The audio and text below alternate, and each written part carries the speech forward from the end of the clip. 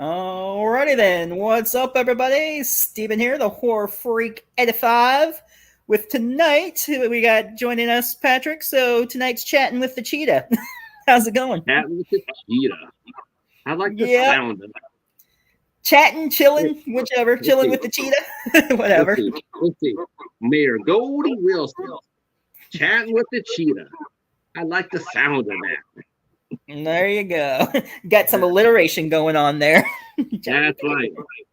A little love from the Back to the Future. Yep, good times, good times. Good times. Hopefully they don't remake that. That they better not. That's a movie they better not touch. I hope not. Let's see. That's a good title for. He said that's a good title for a segment. Chilling with the cheetah. Great. All I need now is the cheetah to have even a more inflated ego. Let me tell you about cats. Cats know, and I'm talking about all cats. Cats know when they're stars. They do. They do. They really do. They know, like we show them on, you make videos of them, you show them on TV, on the social media. They know that they're stars. They know that they own the internet. Yeah. Well, that Starship, or a cheetah. I like that too. Starship Cheetah. Is that like Starship Troopers? It's gonna be a bunch of cats they're fighting. What's a new Starship Troopers is coming out? I guess this fall. But it's animated again. I think it's Starship Troopers Extermination. And I didn't know that. Yeah, it's supposed to come out in I think October, November, something like that. I saw that on Casper Van Dien. He posted that. I wish they'd do another live action, a good one. The first one was the best. The second and third one, the second one was okay. Or was it the third one he was in, or second? I think he was in the third one. He was in the third one. And the second one was the weird one where they like zombies or some shit like that. That was weird. That was a little weird. The Hero of the Federation. That was a little weird. Yeah, they should have just done without that one and made the third one the second one with Rico. Yeah, that's it. It really is something else. You're right. This is a movie. And right before I got up here with you, I was over at the movie bay, and he had just posted a video on failed remakes, reboots and remakes.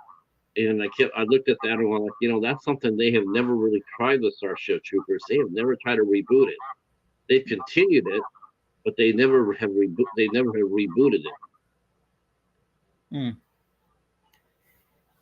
Let's see.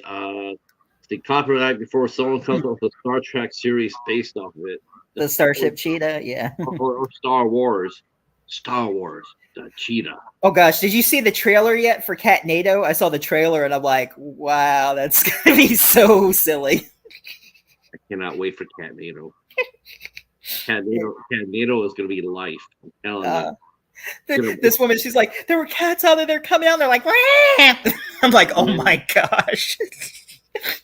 Well, speaking of schlock, now that I can do this, so speaking of schlock. Yep, there goes my Wi-Fi again. So here we are, me and Eric. Did I freeze up or did you freeze up? I think you.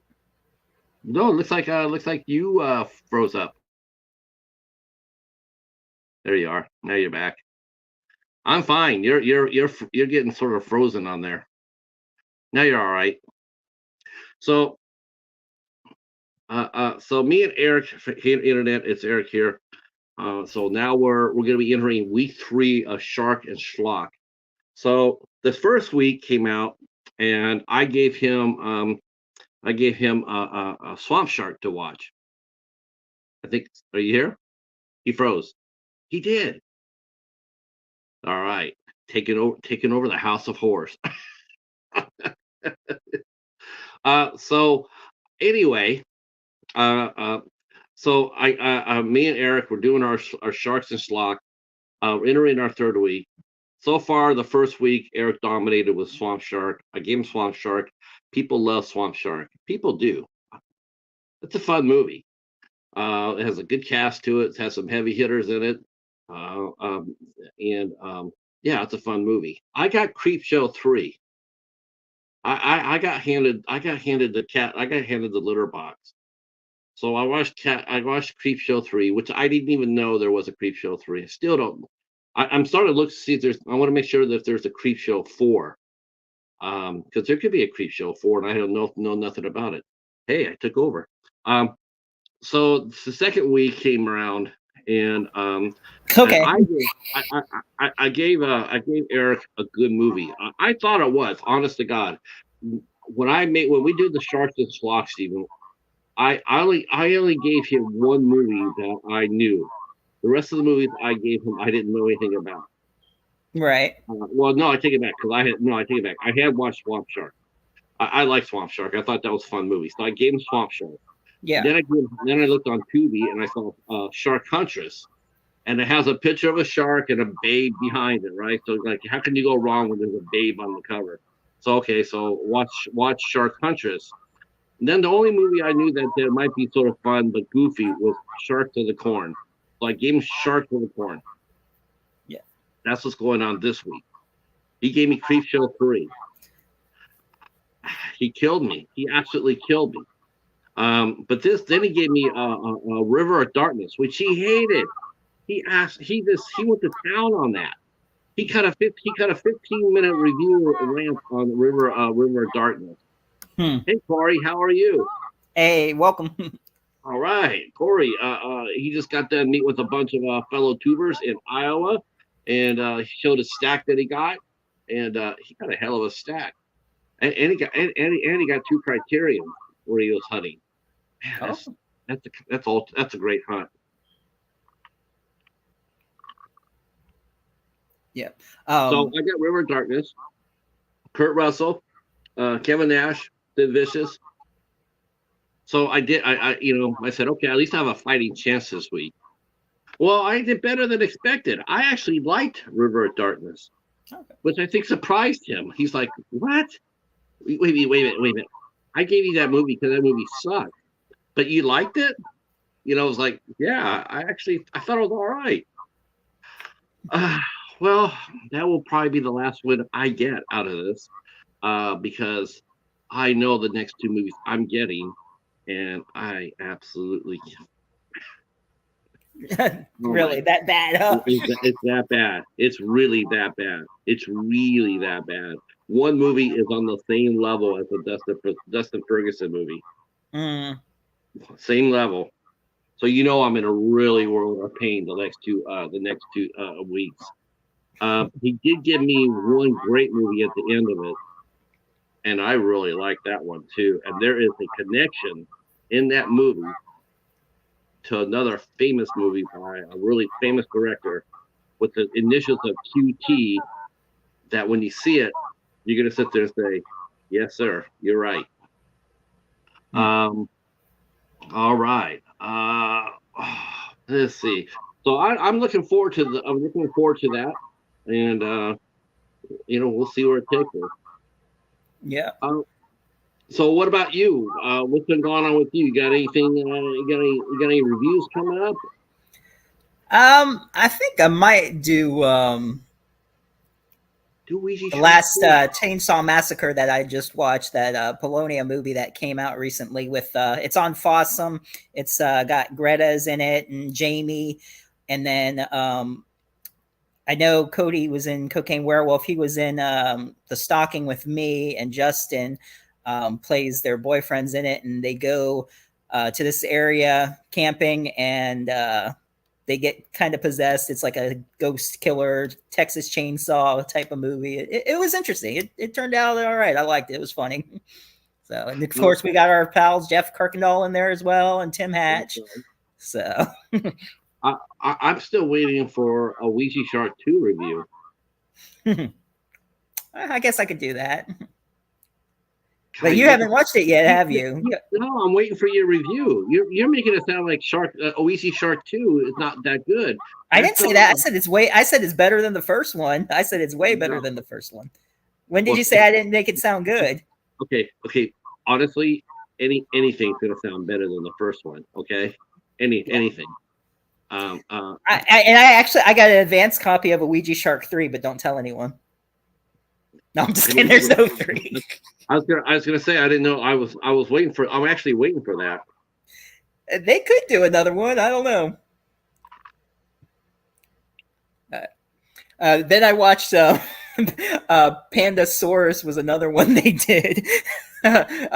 Titus and Natalie, they're like these owners of this zoo, and they come across this egg when when they're on their honeymoon, and it's got like a crossbreed. I don't know. It was funny. It was yeah. I know you're shaking your head. I'm afraid your boy is I'm afraid your boy has gone down the rabbit hole, and when he comes out of it, he's gonna stand and be next to Dustin Ferguson. I'm telling you, I'm getting a little I'm getting a little worried for Mark over there. I mean, I know, yeah, I'm getting a little worried. I heard Cocaine Werewolf did pretty good at the premiere. People seemed to like it, and Hobbs did a review on it too. So I'm looking forward to seeing that one. I think that's going to be a good one. He needs to, you know, like that was a Pandasaurus, dude. The cover looked great, but it looked like he used cuts from of Zombies versus Bigfoot stock footage in there. It looks horrible. With the zoo and stuff. You're not gonna want to see. I mean, the cover, the poster was great. I mean, oh yeah, and the poster looked amazing. Well, that's Wild Eye for you. Their posters are like fire. They're fire. Yeah, I've always said that about Rob, and I'll give this to him. Man, they know how to throw a poster on a movie. I mean, they hook you in with the poster. I don't know why they haven't started selling posters of the movies. I mean, people would buy those posters. I told them that too. They were supposed to do that. They were supposed to be able to sort of. They were supposed to get together and do posters. But you know what I think? I think some poster people must have talked to some of those filmmakers and went back there and said, "Yeah, I don't think so. I don't think I don't. Maybe I'm not in such a hurry to enter into a partnership. Sometimes your reputation gets out there, you know, because he said that he had a person going to make the posters. Rob told me that. He told me that in an email. Because I'm making posters. We're going to start to sell them, and I hyped it. I even hyped it, and then nothing. And I'm just thinking, you know, something went screwy there because it wasn't like people weren't going to buy them. You know, I'm going to change my mind because I don't think people will buy them. I don't think that's the case at all. I just don't think. I think someone probably said they didn't want to. You know, they didn't want to go that way. That's a shame. Maybe they saw the movies of the posters and were like, I don't know. No, you know what? No. I would like to know. Honestly, I would like to know why. You know why it didn't happen, because I do believe that Rob and Wild Eye would have made cash money off the posters. Seriously, you're selling them for about the same price as you would sell one of your movies, right? Between $12 and $15. You can sell a poster for more than that.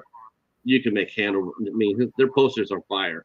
I mean, even if you're not a Wild Eye fan, and I mean, look at the Trauma pictures. People talk about Trauma, they'll talk about the poster art. It sells a movie. It does sell a movie. Yeah. And when you have a well-known personality on there, or a kick-ass poster, it will draw people to at least blind buy it. And I personally feel I wish they would get their shit together and put some posters out, because I know I would buy the first one if he put it out in order. I definitely would buy a Bigfoot versus zombie poster. Mm-hmm. Yeah. I don't think I could do. I just couldn't do Ouija Shark though. Much as no. I do Shark versus Zombies. So. Shark versus Zombies. Well, speaking of independent, and we're speaking of independent film companies. Wow, looks like two independents took the opposite way at the box office this week. Maxine came out and got her ass kicked. I don't think people are into that movie at all. I heard though they were saying they loved Mia Goth in her role, but the movie itself, it's just what they weren't expecting. It wasn't as good as X. It didn't make any sense. It didn't make any sense because there's because this is funny because here's her character is a porn star. Okay, so she's a porn star, and then supposedly some other people are sitting there going like, well, we're gonna go after your shady past. She's a porn star. What could you dig up on her? You know what? You know, and you know, and what? I mean, if you think of the only thing that she would be guilty of anything, is leaving a scene of a crime. That would probably be the biggest thing that she could get convicted of. I mean, they weren't going to be able to bust her for any of the crimes in X. She didn't do it, and the forensic evidence would be all over the place on that. And I couldn't understand that. They were sitting there like they had people like threatening to blackmail her because over what? Because she did a rated X-rated movie back there in Texas. Well, she went back to LA and became a mainstream X-rated star. The secret that supposedly she was hiding, it made zero sense to me. It's like it didn't make any sense. What was she going to be? What was she so bad? What secrets was she hiding? I don't think she was hiding any secrets. Oh. I still gotta watch X. I've watched Pearl, but I haven't watched X yet. But okay, well, when you watch X, I mean, you'll see that. You'll see. I mean, I know that's basically the idea of what it is. She's a porn star, but I don't know much else about it. It didn't ring true. I think what happened with Maxine, if you ask me, and I think what you took away, I think what happened, I think you overloaded it with too many known names. What made X and Pearl so well, especially Pearl, was the fact it was a cast of no names.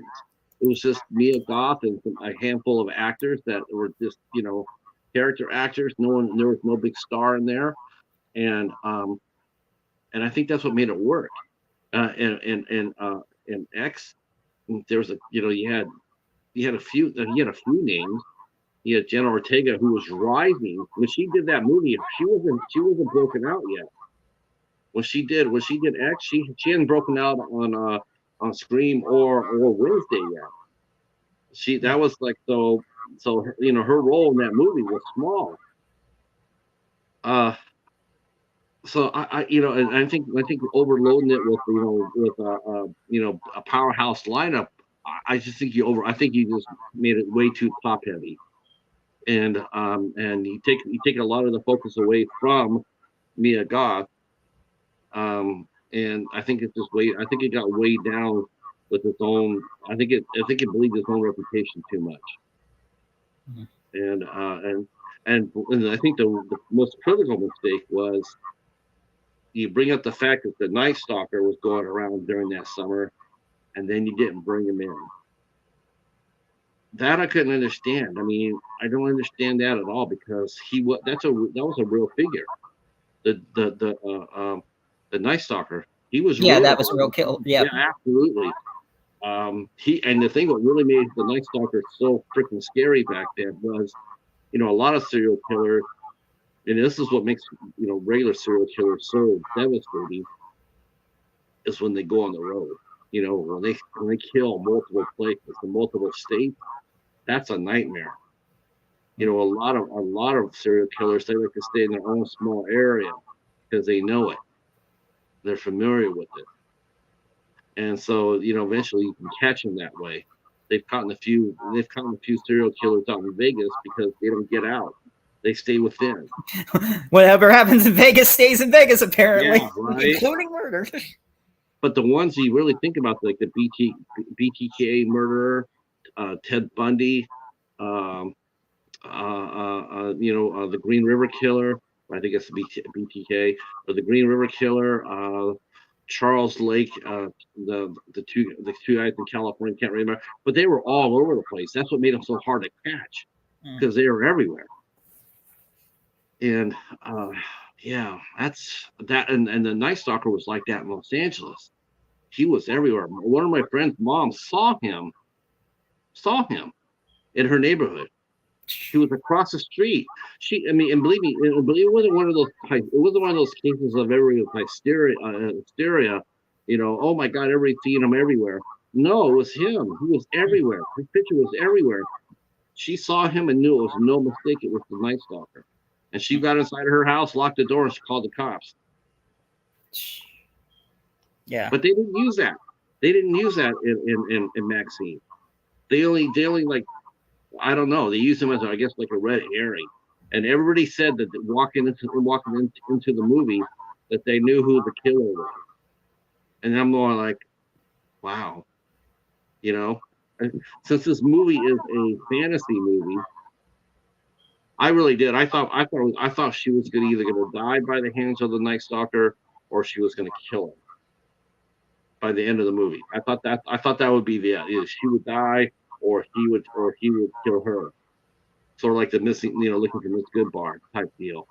But no, the ending, everybody was sitting there saying they're calling the ending out before the movie even started. That's just not a good thing. It's not good for you. Nah. Yeah, I'll probably see it eventually when it comes out. I don't know if I'll go to the theater for it, but I do know one thing I want to see in the theater, or I'll probably go see it at the drive-in, Terrifier 3. Hopefully the drive-in gets it. I hope so. That'd be awesome. But we'll see. Yeah. I can't wait for Terrifier 3. That's gonna be off the chain. Yeah, I can't wait. Steven says he got it for Brittany Snow, but I'm sure she's not a movie poster collector. I don't know, but I thought Brittany Snow I thought she stole the movie. I thought she stole X. She goes completely against her type. It's when you see it, you know who Brittany Snow is, right? Yeah, I know who she is. Way against her type. Well, you're not gonna believe it when you see her. You're gonna go like, holy cow! I mean, yeah, this ain't Pitch Perfect, kid. I'll wait till Terrifier 3 hits streaming. So this way, if there's a lot of gore and I get sick. Well, Terrifier 3 might be bringing a little bit to the party, but let me assure you, it ain't gonna bring nothing compared to the coffee table. That's the ultimate this year. And there's nothing beating that movie.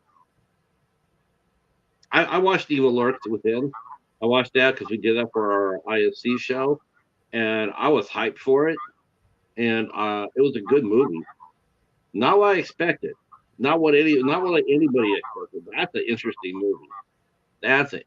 movie. And not just because of the gore, but if you really look hard at that movie is very interesting, very, very deep, very, very, very fun. Yeah, I still got to check that one out too. There's so much stuff I gotta watch. Yeah, I wouldn't necessarily say it was the goriest movie I've seen this year, but it was definitely one of the top movies I've seen this year. I haven't seen it In a Violent Nature yet. That was good. I liked it. Some people I think it's a little slow. It is a little slow at first, but there's some good kills and yeah, there's some good stuff in it. So. The thing is, that's the thing. That was my complaint with X. My biggest complaint with X was, man, it took an hour to get to the last. There was nothing really going on for the first hour until the last half hour, and then it was just everything got rushed. And it's just like the pacing was not very good. And you get the point of view from the killer in the movie and everything, and it's interesting. But Echo said he can't recall seeing anything he liked this year so far. Yeah, and I can't tell him that. Well, wait till you see the coffee table because it's not a movie that Echo would watch. I wouldn't want. I have to be careful about that too when I tell people about that movie because it's not a movie for everybody. It's not a movie for everybody. I told that to my sister. I told her that, and I said, be careful. And then she came back to me and said, oh my God. It's just like, I tried telling you, my sister can handle just about everything, but she was when I tell people like, it had me pretty much head to the bathroom. and I don't go. I'm not like I can watch anything. I can watch any. I got really rattled by that. I got rattled. That movie fucked me up. Um, I mean, I can pretty much handle anything myself, but a Siberian Film and Human Centipede, those couple I can't stand. But yeah. oh, the Centipede. I mean, it's just like what the hell. But Siberian Film, that's really messed up. Never watch that, people. I was told never to watch it, and I watched it anyway. The one movie I thought I was going to watch that I was going to have that reaction to, I really did. I really thought I was going to have that reaction to that, and I didn't, and it surprised me. Was Martyr. I thought I didn't think I was, oh man, because everybody's had the movie so hyped up, and so when I watched it, I got to tell you, I watched it. And I'm like, okay, this is brutal, and it is brutal. Yeah. My God, if I wasn't sitting there waiting for the end of it so I could find out what the answer to the question was, what's on the other side? Like, okay, what is it? What's the answer? So you watch the whole damn movie to hear that answer. Like, what does she see? What does she see to cause Madam to kill herself? What was the answer? And then you don't get it. But boy, the road there is something else. I Martyrs is not for everybody either. But I've seen as in terms of violence goes, I've seen worse. Yeah. Not very many. I mean, I don't watch the. I saw Chaos.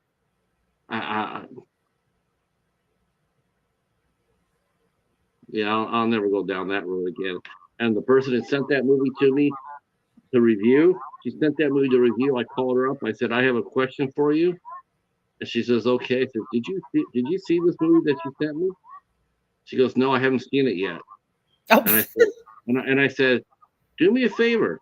Watch the movies that you send me before you send them to me. Watch them, and then before you send them to me. I said, you will not like this movie.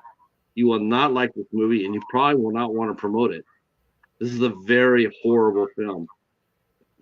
It's a horrible, horrible film. And yeah, strange enough, that was the last thing I ever got from him. Let's see. Steven says, I mean, I thought Terrifier 2 was good. Just some of the kills, I almost got sick. The only thing I can tell people going into to watch any Terrifier movie is this. Whatever happened, whatever you see on the screen, however vicious the kills are, how original, how much art, how much you're scared of clowns. Just remember this: Art is a cat guy. Okay. And that's true. He's a cat guy. So as long as you remember that, everything's good. Good to know. I'll keep that in mind. Next time I watch, I'll be watching, be like, oh yeah, Art likes cats. Okay. Yeah, I mean, he doesn't like kids or people, but cats are good. Yeah. Well, yeah, that's what makes Art so awesome. Yeah, he said he knows it was fake. It's just the detail of the kills. Yeah. So yeah, they get pretty detailed. Well, it's been an interesting week. I mean, wow, how many people passed away this week? Like four, I think 4 or 5. Shoot. Got a football player, Jacoby Jones. He passed away. He was only 40. And then Dr. Ruth passed away. Dr. Ruth passed away. She was 96. Yep. Shannon Doherty. Go ahead. And Richard Simmons. Yeah. Shannon Doherty. Yep. So. Yeah, Shannon. Yeah, it was a cancer. Yeah. Yeah. She's been fighting it for 9 years. So. Was that when they said it was not? She's had it for 9 years. Yeah, and it had gone into remission, and then it came back, and yeah, but it's been 9 years since she had it. So I mean, I guess since she had it, I guess that's, and I don't know what a decent amount of time would be to survive something else, but she was fighting. Oh, Dr. Ruth is amazing. I love Dr. Ruth. He was She was amazing. She used to go on K-Rock in Southern California, and she would have the Dr. Ruth show. Holy man, she would take phone calls from people around the country, and she was she was a doctor, and so she would tell you anything. She would say, you ask a question about anything, she would answer it. I think she helped out a lot of people, Shannon was ready to go. I actually thought that of Shelley Duvall myself, Echo. I thought Shelley was ready to die. And I mean, you always say you're always sorry when someone passes away. I wasn't. When I heard that Shelley Duvall passed, I felt nothing but relief for that woman. I felt relief. I felt really. Yeah. Her time was. I'm glad her time came for her. She has such a rough life, and you just felt so sorry for her. And so Shannon was a fighter. I mean, she wasn't my cup of tea per se, but I did, as far as the acting goes. But as far as Shannon herself goes, yeah, she was a fighter. She was nice when I met her. I mean, I guess people have their days or maybe too much of her. I don't know. I mean, I've heard good and bad about her. So, I mean. I heard bad. I heard bad about her before her diagnosis. After her diagnosis, I heard nice. It's like, yes, when you go around and you're not the friendliest person or the easiest person to work with, and people think you as sort of a bitch. But when you get, cancer has a way of, shaking you, going like, be nice to people, and so. Yeah. But even though, even though you look at, but it wasn't always, it wasn't a clean, it wasn't always clean. I mean, her and that other, Hope Marie, the other witch on Charmed. Her and Holly. I thought it was her and Alyssa. It was her and Holly, or yeah, Holly and Shannon were against Alyssa. Oh, okay. Yeah, and Shannon blamed Alyssa for getting Shannon fired from Charmed, and it's like Alyssa's going like, I don't have that kind of clout. Are you serious? You think I have that kind of pull? I can get you fired from a? And Alyssa was right. She couldn't get anybody fired. Oh, I mean, and then she's just one of the actors on the show. How could she get someone to like? Yeah, I'm not gonna. And then she went ahead and when she got on Beverly Hills 90210, and guess what happened? Same thing. She got fired. Wow. I mean, there's a pattern there. There's a pattern there.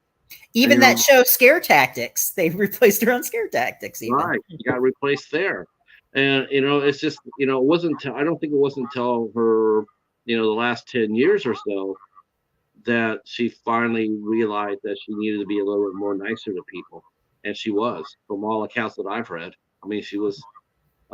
James Cullenback is a pretty well-known director, screenwriter, and he worked with Shannon on a lot of his movies, and he was upfront saying how completely professional and a real, she was easy to work with and very collaborative, and she was saying all the things that no one else has said about her.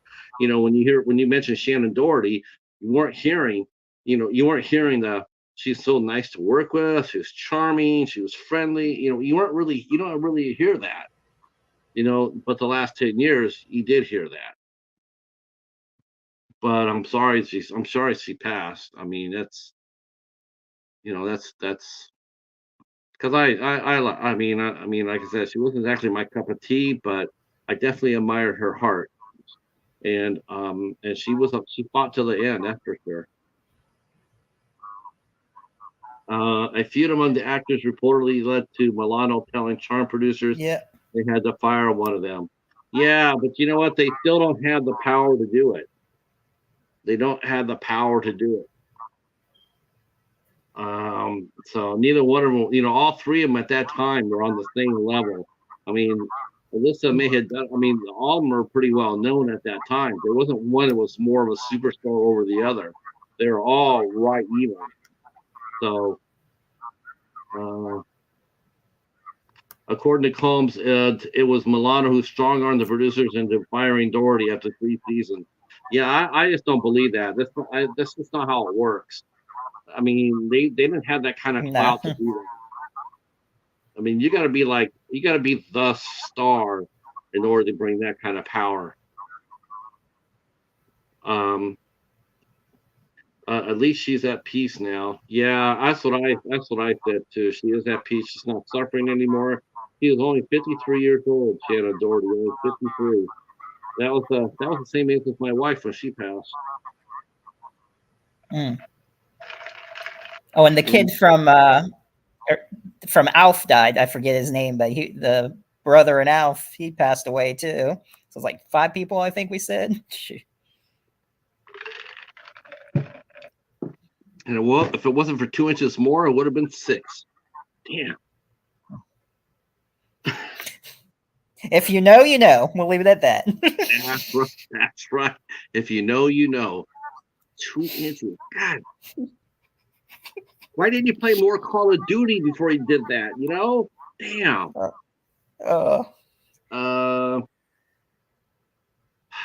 Alyssa left. I was a fan of her on Who's the Boss. Yeah. You know. Let's see who was let's see Alyssa, let's see, she did that. She also did not True Lies, she did a Commando. Was it? Yeah, it was Commando. She played Arnold Schwarzenegger's daughter. Mm-hmm. She did an episode of The Outer Limits when that was on. That was a good episode. She got like possessed by this alien that was like eating men to breathe. Okay, so speaking of that, so I'm going to do something a little different. I know this is sort of like, what are you doing talking about your shit all the time? But I'm excited about this because I'm hoping it will inspire our good friend Steven to do some more creativity because I know he can. But so for the first, you know what dollar theater is? I don't understand why you don't do dollar theater. Why aren't you? Okay, we're going to talk about this right here, right now. I want to know, why aren't you doing dollar theater? I don't know. Hey, I could do stuff off Tubi. That's $1. It didn't cost $1. I haven't got anything in a while, but oh my god, how much stuff do you have that's stacked up there that you got for free from Rob? That's true. Hundreds, right? That's true. Yep. I could watch Tubi. You got like hundreds of Wild Eye movies that you could watch and review underneath dollar theater. And actually, some of them were 99 cents. Even like some that I bought because it's both enforced. He sent me some. I bought some, you know. But when there was the sale, there were ones that were 99 cents that I got a whole bunch of. And remember, dollar theater now is $1.25. It's not dollar. It's $1.25 and below because Dollar Tree raised their prices. Oh, look at this. Echo saying, away from movies from the MVD sale. All 17 of them. No, he's waiting for them, he said. So I guess he ordered some. See, damn, MVD mid-level summer sale. Yeah, see? Now, how many of those do you think Echo got that were underneath $1? All of them, I'm sure. There were a lot of them that were 99 cents or, yeah. Okay, so once again, how come you're not doing dollar theater? I guess I could do it. Yeah. That's just rotten. I know. Damn it. Damn the dollar. So I'm doing something different though. Most of them were $1.99. Well, you know what? I'm not gonna say nothing if Echo doesn't say anything. I'm gonna say that they were $1. Echo could get in on the dollar on the. He meant to hit 0 twice, not 9. he hit the wrong button after one. Okay. Most were $0.99. Okay, yeah. Which one? What did you get, Echo? Was it all Wild Eye the MVD was selling? No, there were other movies besides Wild Eye. They had some SRS on there, and they had I forget what else, but I didn't get anything this time. But I saw that there were a mixture. SRS. Let's see. One is 99. He got frostbite. Oh, was that Wild Eye? Frostbite? I don't think so. No. Okay. Man. Unless it's one I haven't heard of. But did you ever catch that movie Frost with Devaney Penn and Vernon Wells? Not yet. I have a copy of it too. You're just all wrong. You're all I wrong. know. I'm so bad. Oh yeah, House Squatch was one of them. Yep, that's right. It's not a Wild Eye, but it's got our friends in them though. A Polonia Powell movie. Oh my God, House Squatch. Who comes up with that? Who comes up with that? I love the footprints that they have of the Bigfoot. It's like paper cutouts of feet. It's supposed to be footprints of Bigfoot, or these like, or like these cardboard. Or it's either like cardboard or I forget what it is, but it's funny. It's not like prints though. It's like just paper prints that they're following. It was great.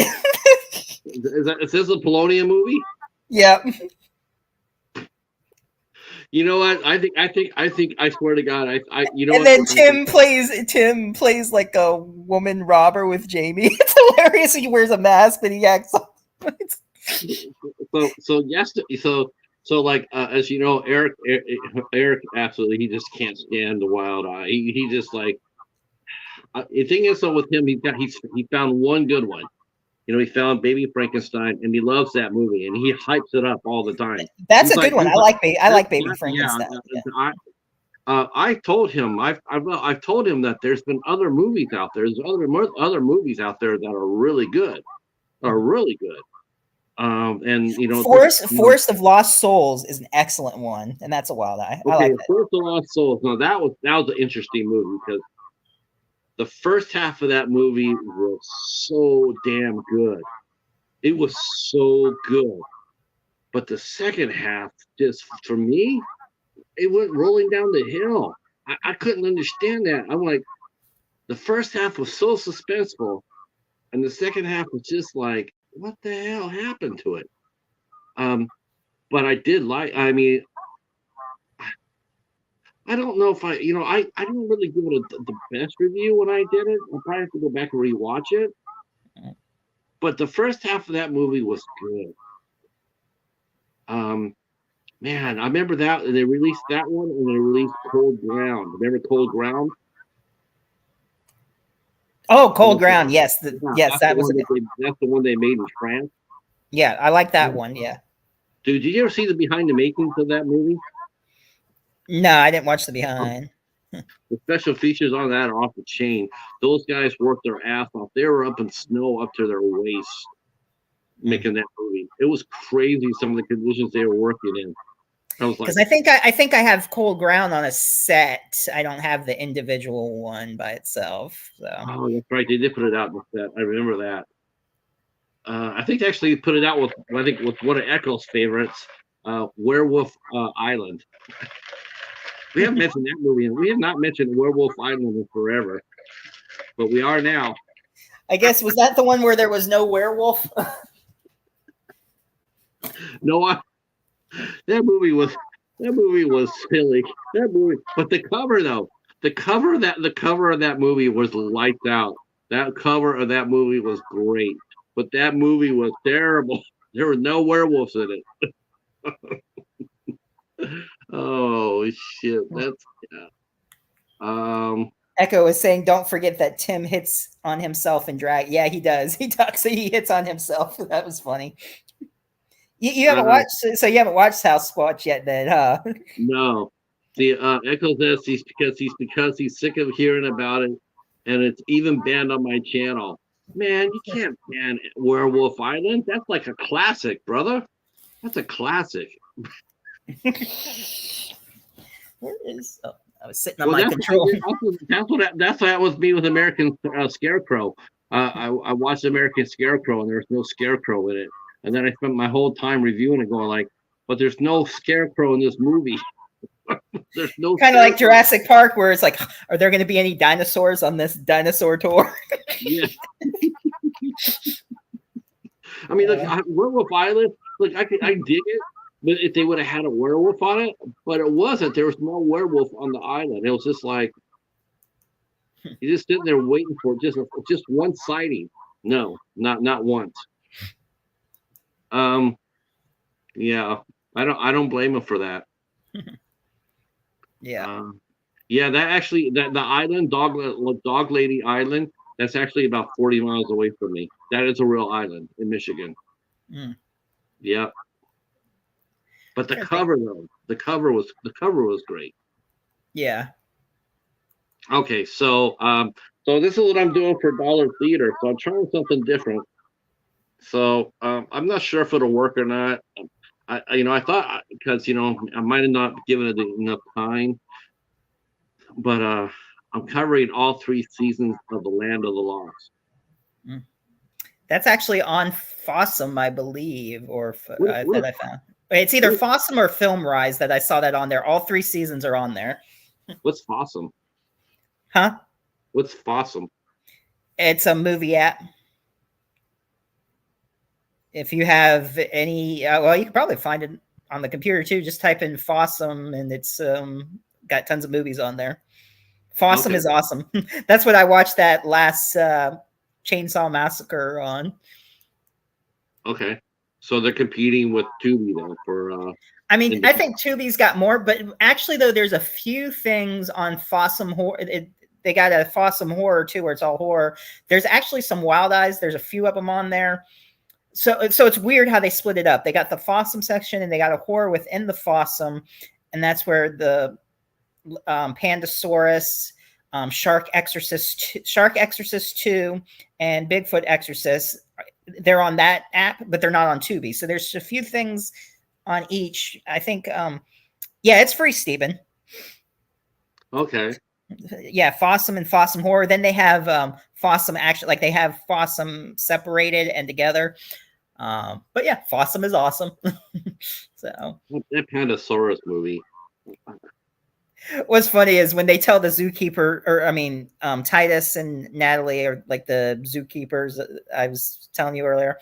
I guess there's a guy that wants to study the Pandasaurus and wants to see it, and they keep saying, they're like, no, no. They say no like 100 times, and I'm like, you know what? If you put a drinking game to how many times they said no in that movie, it was funny. They're like, no, no. You know what's funny? I'm sitting here and I'm shaking my head about these movies and whatnot. And so somebody commented that on their channel that because Eric was mentioning Sharks and Schlock, right? Right.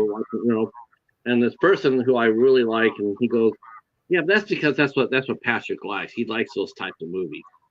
And I just thought, wow. I'm like, I don't know. That's sort of, I just like, and I even told this to Eric, that sort of comes across as snobbery. I'm going like, I think, because I like to think that we all watch a different type of variety of movie when we're reviewing. I mean, I love seeing everybody do different sort of reviews on different sorts of genres. Like don't tell Eric this, but I rarely ever watch those bad shark movies. I don't really watch them at all. I don't at all. I believe it or not. I mean, I send him all these shark movies because he did Shark Week. He did Shark Week 2 years ago, and it was actually pretty damn amazing. He did all the Jaws movies, and then I think he did one other. I think he did Cool Jaws, and then he did a Ouija Shark. And I loved it. I said, oh my gosh, you got yourself a winner here. And so the next year came around, and I said, I came back. I said, you got to do this again. You got to do another Shark Week. It was great. And at first he wasn't going to do it. Then he did it. So he went to Tubi, and he went ahead and he watched and reviewed a week of shark movies.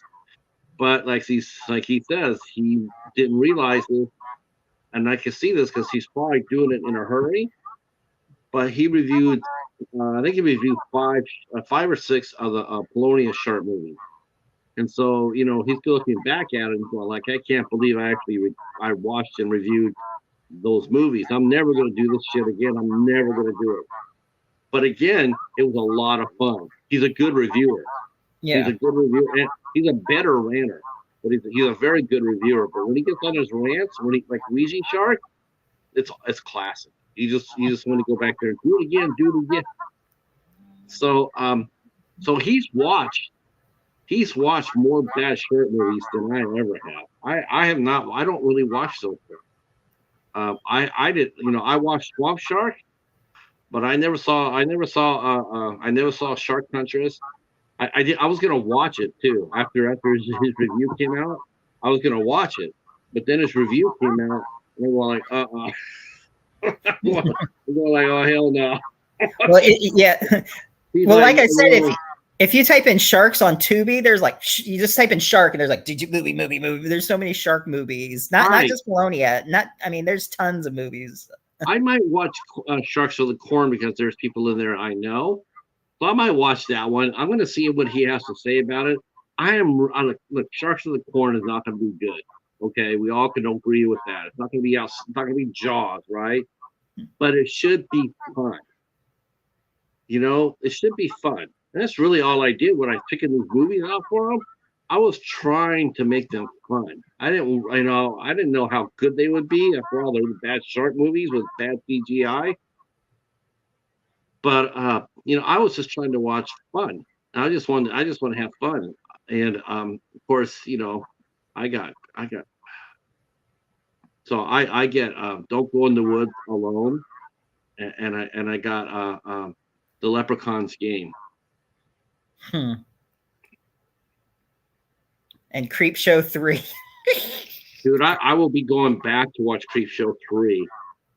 In fact, I told him this, is that after I watched Don't Go in the Woods Alone, I went back to watch Creepshow 3 so I could see what a good movie looked like.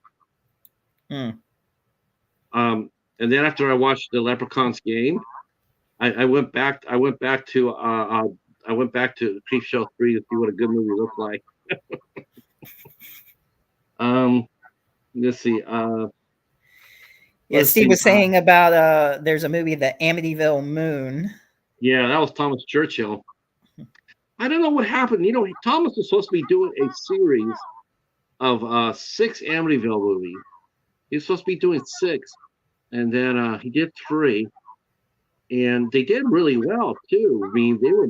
We're not going to be saying this very much longer, but they were. I think 2 of the 3 movies that he did, the Amityville movies, I think they were number 1 on Redbox. They're like the number 1 rented movies on Redbox, and that has over 30,000 boxes, and they were number 1 for I think like a month as far as rentals go. They did really well with that movie. But he got the 3rd movie made, and I think that was it. I think Lionsgate might have shut down the division. I know Universal did that. See, Amityville Moon, yeah. I would like to see I would like to get Amityville Uprising, and I would like to get Amityville Moon. And hopefully, maybe they'll be at Hamilton Best for a good price, because I would definitely buy them. Yeah, there are so many Amityvilles. I forget which app it was. I sort of watched a few minutes of it, but I couldn't get into it. The Amityville Backpack.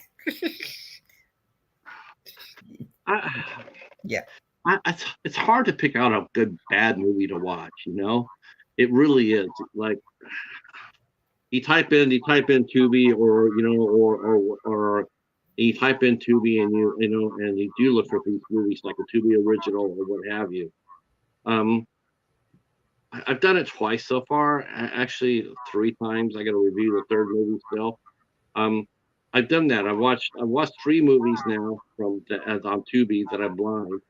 I watched Hellblazers, which I absolutely loved. Hellblazers was fun as hell. And then I watched Headless Horseman with Jose, and that one I didn't hate.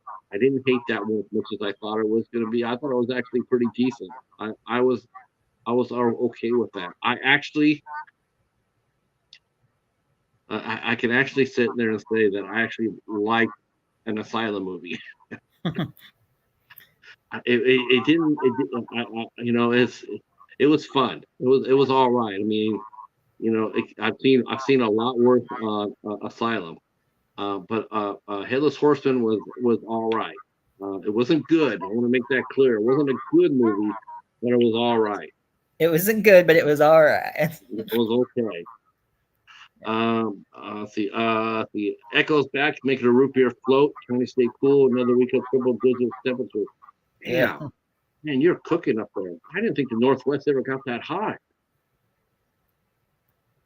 That's crazy. It's the end of the world, man.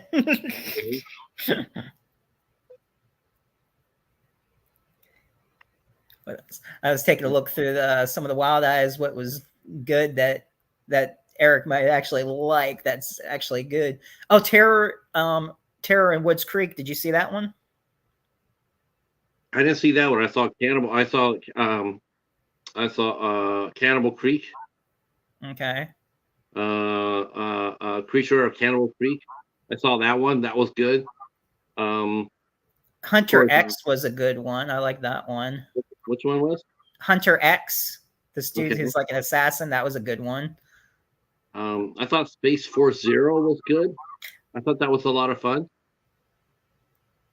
I saw a lot of times in a lot of the like Asylum or Wild Eye movies, a lot of times the movies are real dog shit, but there's been acting that stood out.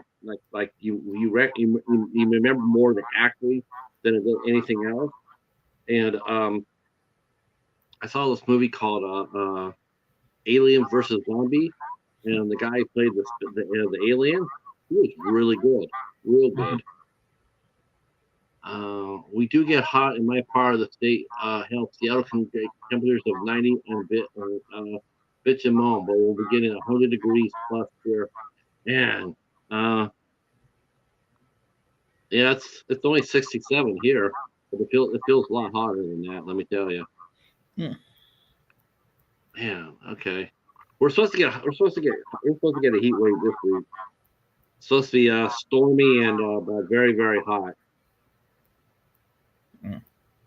Yep.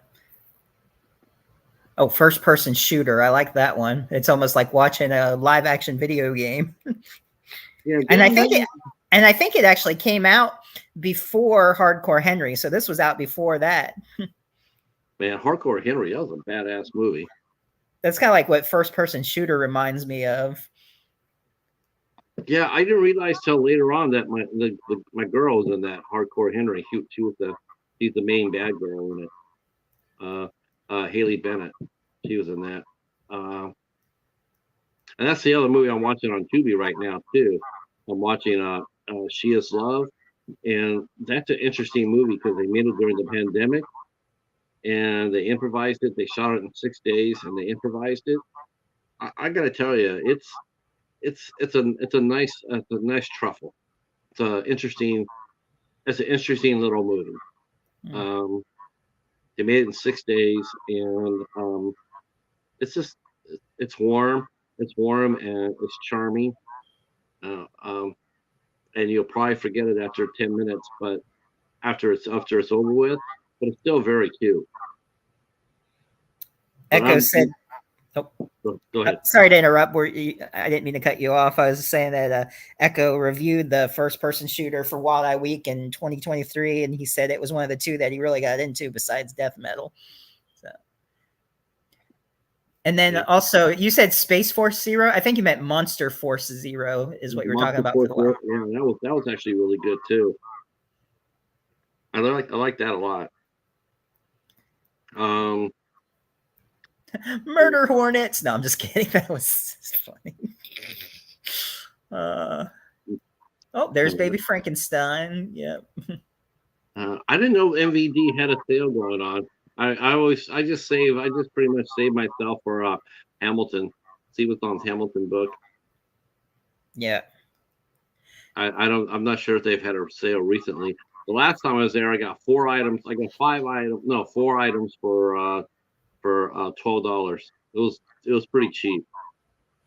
Yeah, I haven't done the regular MVD sale, but I'll do the Wild Eye MVD sale probably.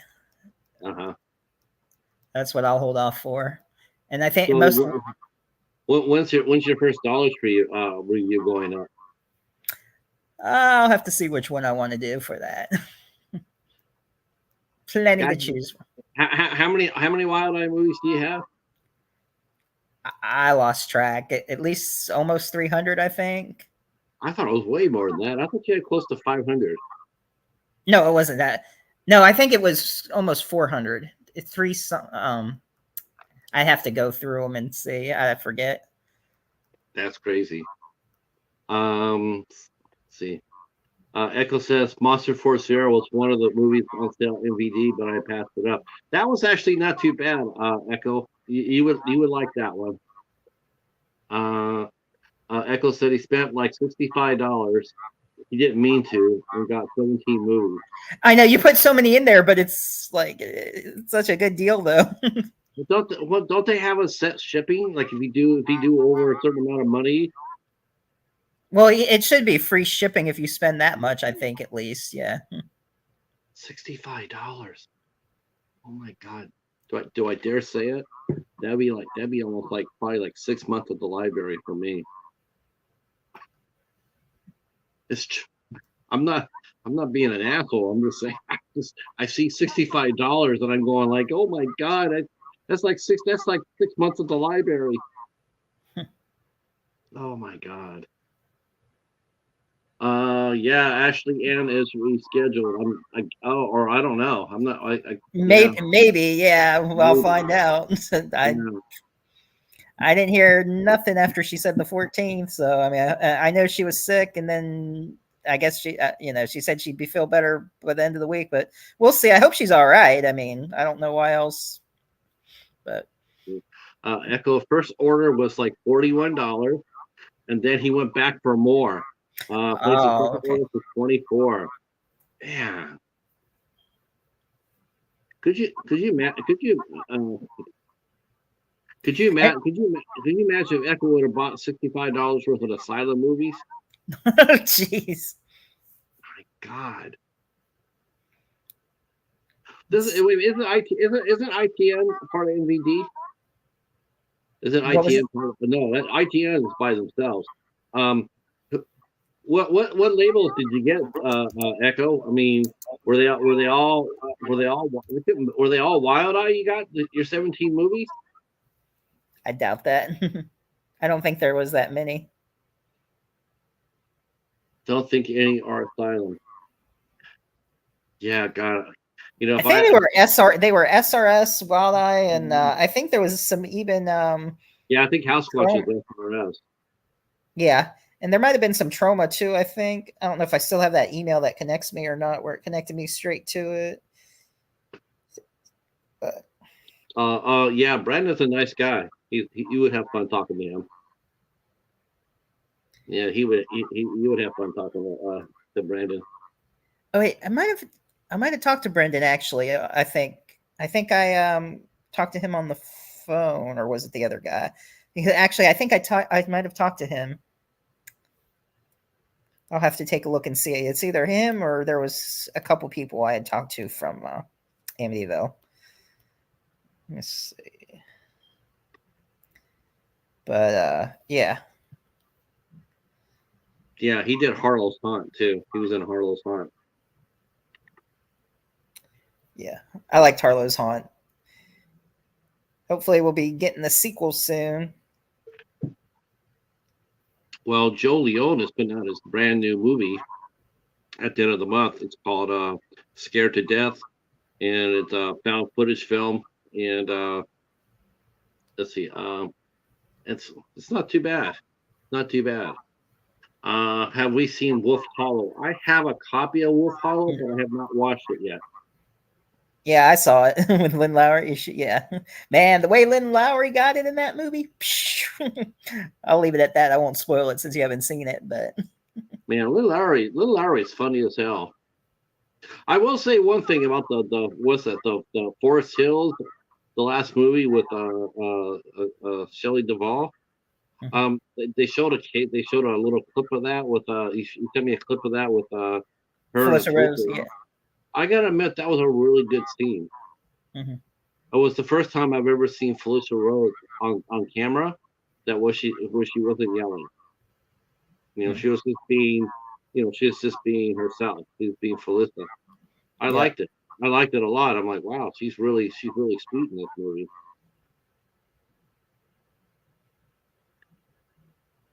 Yeah, Brandon. Yeah, Brandon is immortal. That's right. He was in that movie. Yeah, in Wolf Hollow. Yeah.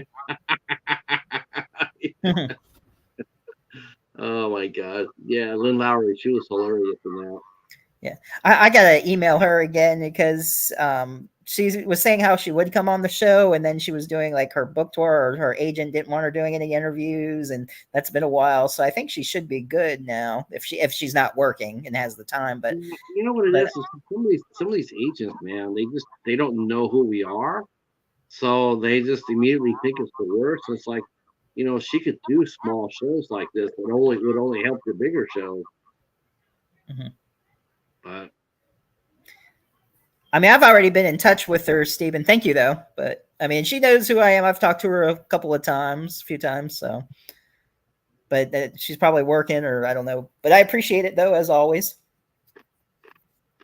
So, but yeah, it should be fun to talk to, I think.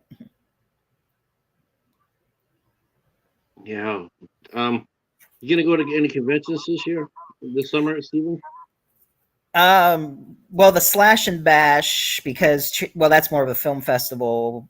But I mean, we're doing signings there and stuff too, so it's actually movies and guests. Brett Wagner's going to be there, Julianne Prescott, myself. I know other people like from the cast are coming to watch the movie. I don't know if because I think the guy who's running it, I think they said like if we wanted to be guests could, but I guess other people aren't. I don't know, but I know me, Heather, and Julie for sure are going to be like signing and stuff there. Um, and then uh, yeah, I'll tell Julie, hey, for you, Stephen. Um, and then Todd Sheets is going to be there. Dylan's going to be there. I forget who else, but I've posted the poster of the Slash and Bash of everybody who's going to be there. That's in September. Uh, Probably nothing until January Rocket City Horror Con, where I'm going to be a guest there. But I think that might be it this year until I kind of want to go to Spooky in October. Thora Birch is going to be there. And I forget who else because there's some people in Charleston and some in Orlando. They got a couple different ones split up. So I forget who's at which one right offhand, but um, I don't know if they'll have anyone who was in Bone Hill Road. I don't think so. I think it's just Todd Sheets and Dylan are the only ones from Bone Hill Road that'll be there. I wonder what Todd's been doing. I hadn't heard a peep from him. What's the last thing he did? The last thing I saw of his was Clown NATO. And I know that he did some stuff on the not VHS. Shoot, what's that anthology, Steven? They got a few of them. I know Jen's she's getting ready to shoot her 7th season of her Jen Nangle is going to be at the Slash and Bash too. I forgot, and Tamara Glenn. Yeah.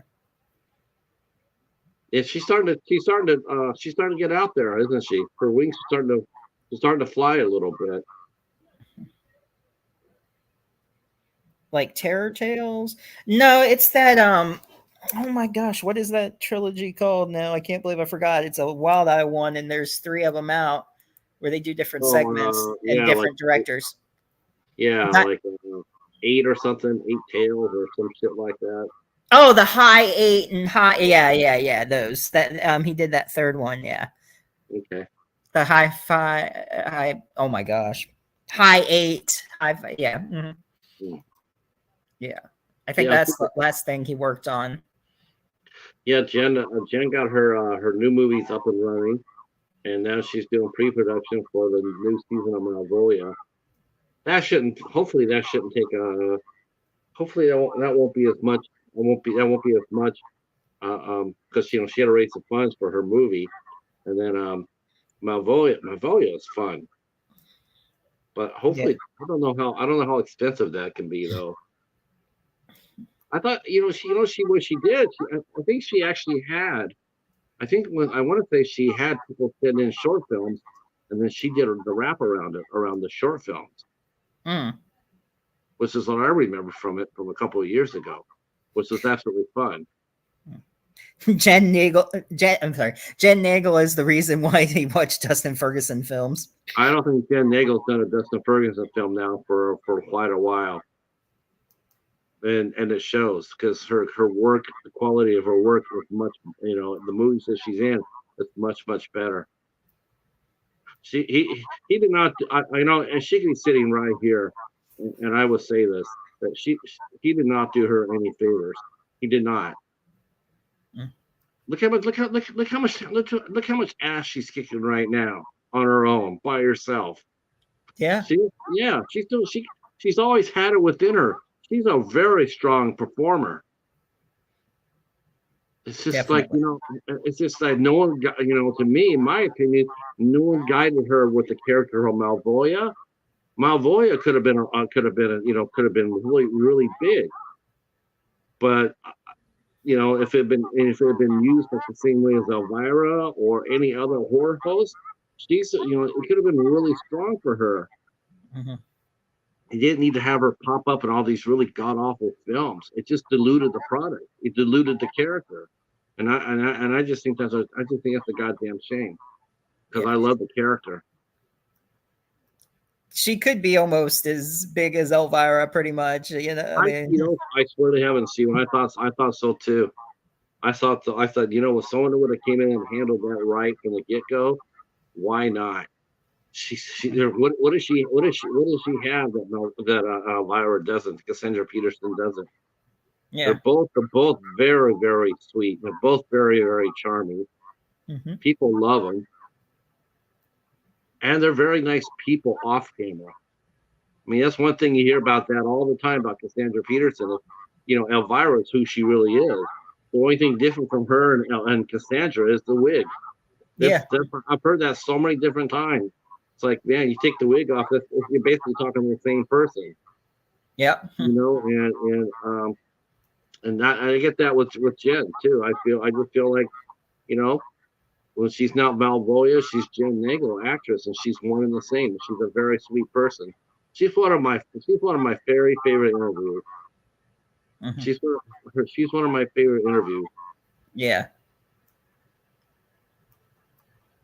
Yeah, I love Malvoya. I think it's great. I saw her when I was on her YouTube channel, and she was doing the Malvoya. She was doing Malvoya, and we were watching the short films that she had on the show. Man, I was I was there. I think I caught the last three of the season. Man, I was like, oh, you got to bring this back. This is absolutely a joy. Like, I mean, it wasn't a very big crowd because no one really didn't know it was on. But I'm telling you, if people would have promoted that, that would have been the people would have been there for that. It was a lot of fun. For sure. Yeah. Yeah, I love Malvolia. Jen is definitely one of my yeah, she's yeah. See, that's what kills me too, Stephen, is I don't think that she would have trouble. I don't think that she would have to fight so hard to get the money for her projects or fight so hard to get roles in more upscale movies if she hadn't had that. Because I'm a firm believer of this. I'm a firm believer of this. Casting directors, they do look at your body of work. They do. Not only are they looking for your body of work to see what you've done, but what you could bring to the project. Your name recognition. Mm-hmm.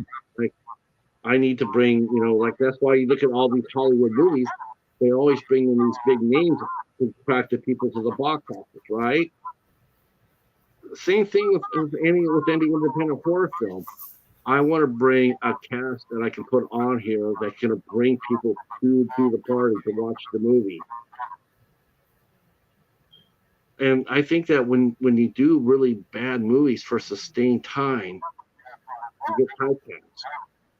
You get, when you do like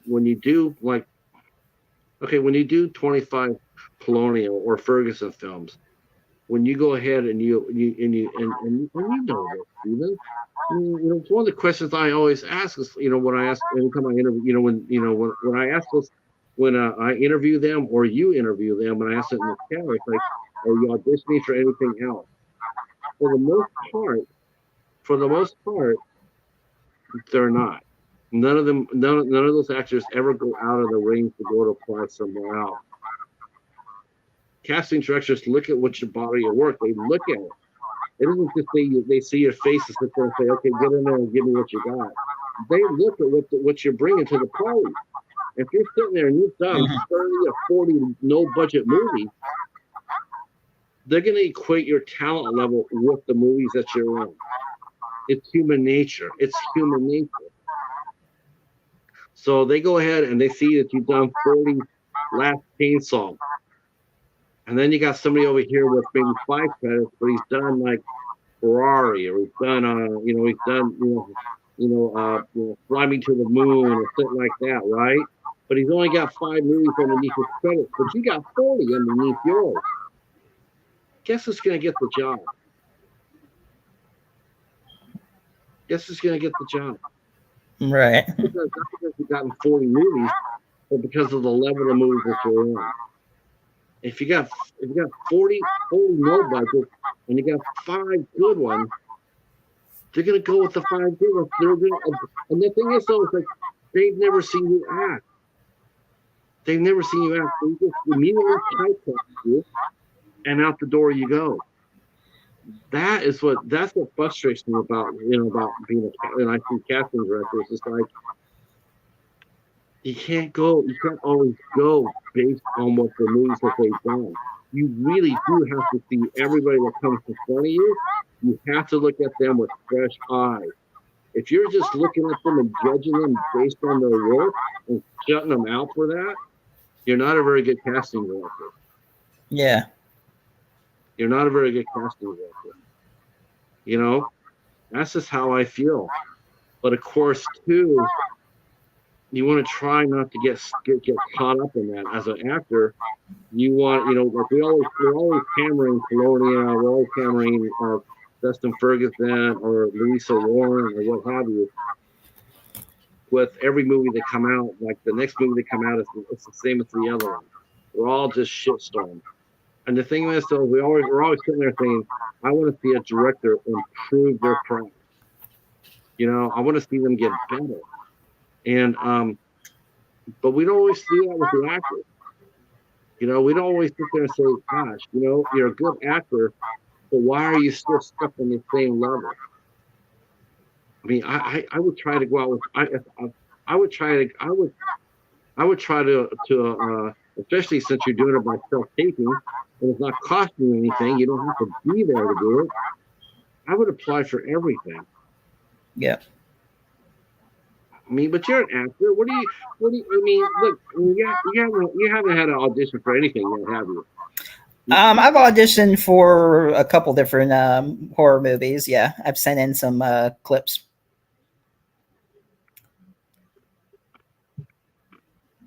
No, have you auditioned? Have you ever? I read the script. I sent in like lines from the script. I auditioned for characters in it. Yes. I froze. Hold on 1 second.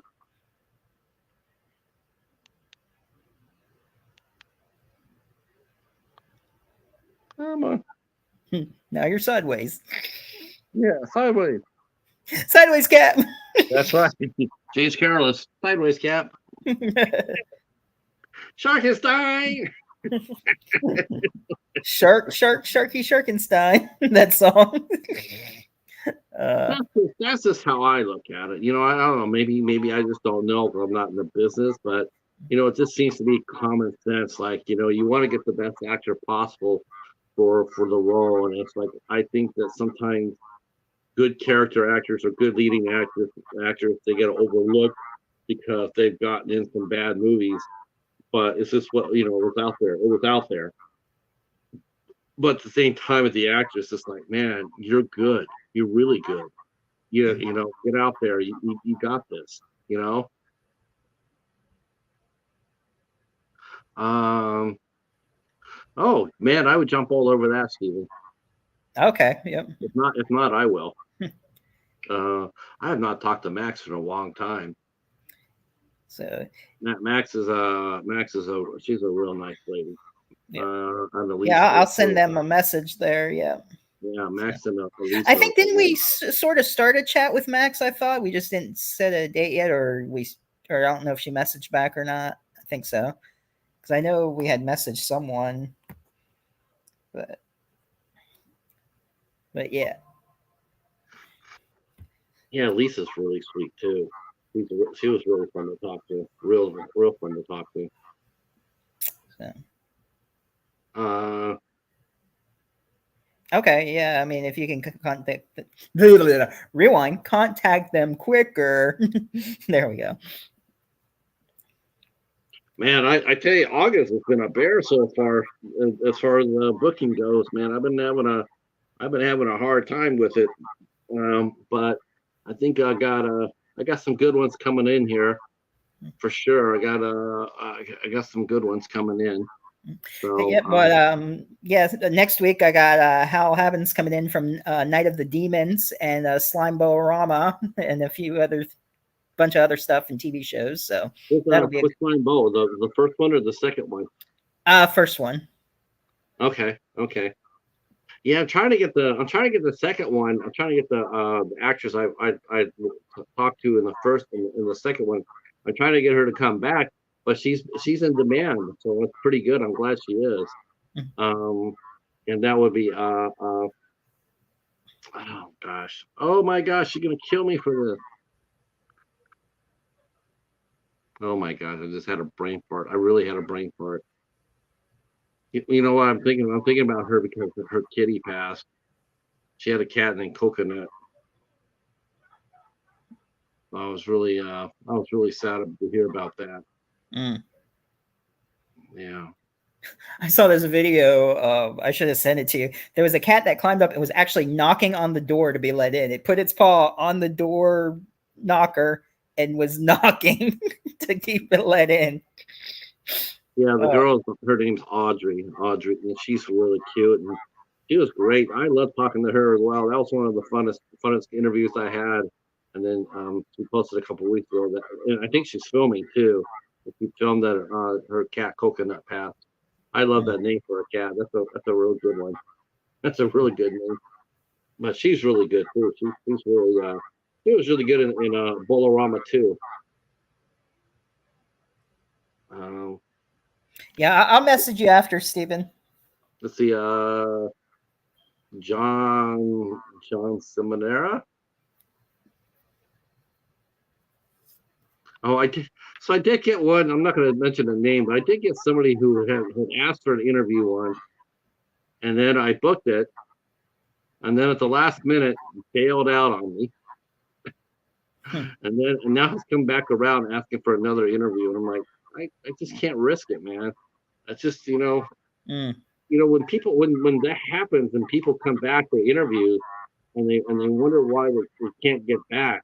And it's like, it's not because we don't like you. We do. We like you a lot, but we can't risk it. We can't risk booking you again and then having that happen where you don't show up. It's too risky for us for people like what we do. I know we do all the promoting and everything, and then sorry, they're not here. Like, Yeah, because when someone cancels, instead of looking at a pretty face, then you get Night with the Cheetah.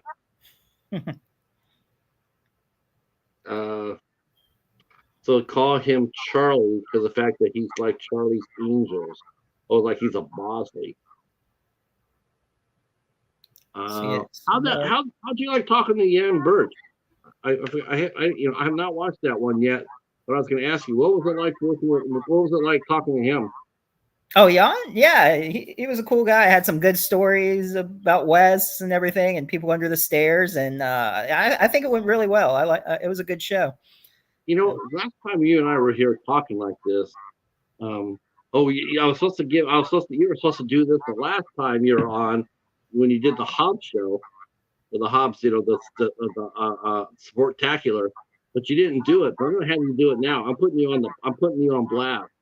What So was I it? don't think you were supposed to name your 10 favorite interview. I did. You did. You Yeah. did. You Yeah. did. Yeah. When? What? What? People were asking me. Yeah, I did. People were asking, and I was like saying my top. Yeah. Okay.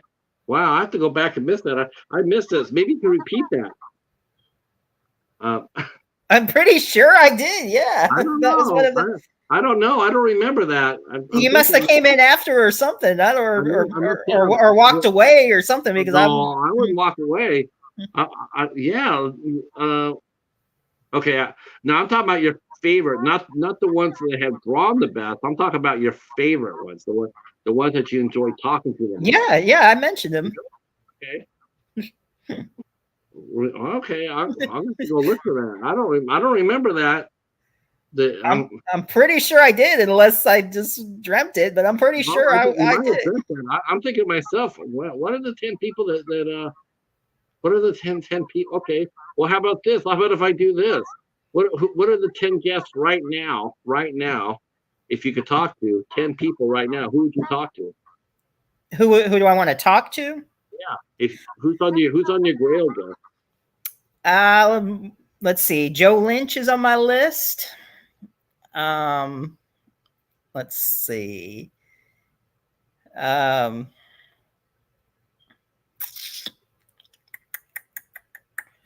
well, I got to get Jessa on eventually. A lot of people that I want to talk to are busy working, so it's like probably soon.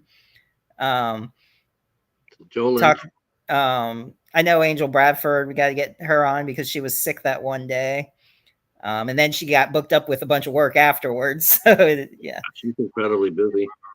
yeah.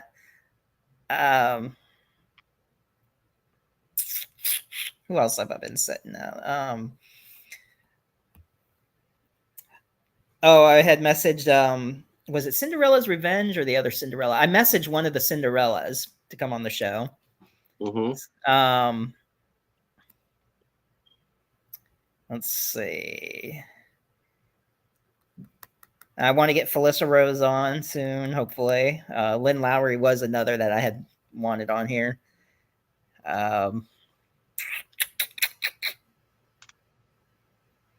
Hey, easy there, Tiger. Easy. That's yeah. I gotta talk to her. I just given her space while she recovers. Oh. Was it the Battle of the Guest? Ding ding ding! Fight. Yeah, yeah. Or Mortal Kombat. Yeah, I want to talk to. Yeah, but you know what though? No, you know what? By all means, you should ask her to come on.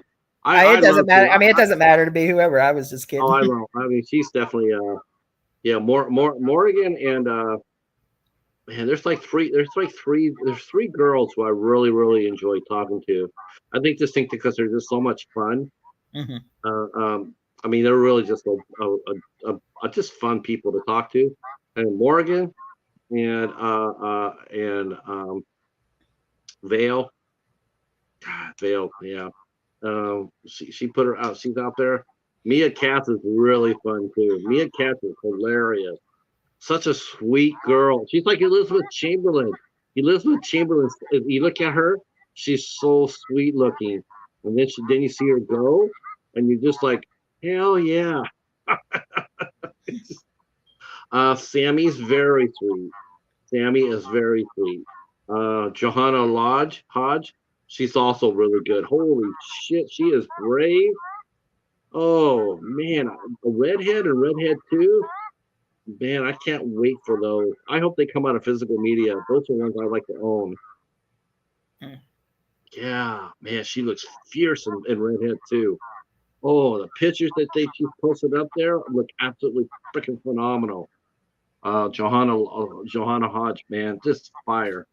Yeah, and I think, and since they're done now, finally, since they wrapped up I think they wrapped up Terrifier 3. I forget. I think I heard something they were done filming.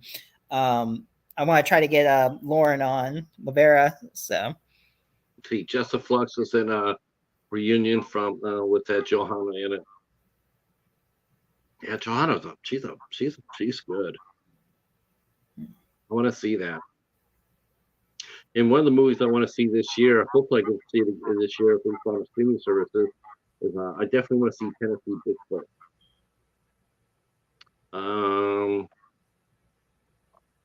Let's see, a reunion I from think hell. wasn't Lydia in Don't Fuck in the Woods, because I think I had messaged her already too. We talked about her coming on, and she was like traveling at the time, so I got What a was it message her. called? Don't what? No, oh my god! Wow, I thought because I'm one of the movies I'm covering. That's the movie I'm covering for Sharks and Schlock this week. Is Don't Go in the Woods Alone. Don't go and don't go into the woods and fuck. It's a sequel. It's a crossover. It's a Oh my crossover of the god! two movies. There we go. Don't Oh, go in the woods and fuck. Okay. don't. No, it's like Wait, don't go in the woods alone. no, Or no. it's like go in the woods. Don't watch that movie. Take your chances. Let's see. Only if they commit. That's the thing. Only if they commit. Yeah. Yeah. Because it's tough right now. People, I think things are heating up a little bit as far as films go. Film productions go. So I do think some of the talent has been busy. But man, trying to get them to come out here now is. Ooh. I mean, it's good that they're working, but it's like, oh, I wish I had some spare time though. But it's all good though. We'll get them eventually. The House That Eats Flesh. God, that's such a gallow title too. I love the title. I love that title, The House That Eats Flesh. It sounds like one of those crazy SRS, toxic toilet shark movies. But Yeah. but it really does. That title, man, it's very gallow like. There was a really famous movie back in the 80s called The Dorm That Dripped Blood. Man, that movie was bonkers. So when I see The House That Eats Flesh, I'm thinking how cool that's got to be a cool ass movie. Yeah. I don't see it as being a joke movie. I see it as being like, okay, this could be good. Yeah, we're talking to Joshua Graves on Tuesday. He'll be here. And he's talking about everything under the sun. I'm glad to have that.